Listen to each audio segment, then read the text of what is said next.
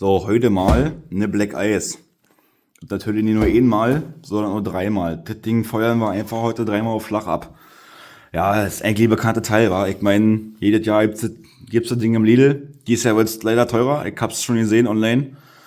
Könnte ich ausrasten, aber ist egal. Ich meine, was sagst du? Ich würde sagen, zünden wir an den Würfel, wa? Oder was? Ja.